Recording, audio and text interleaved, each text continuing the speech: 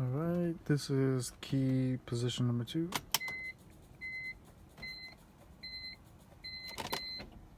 And this is when I try to start it up.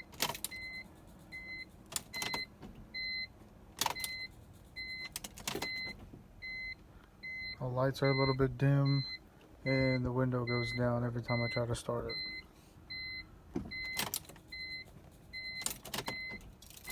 And try the second key method.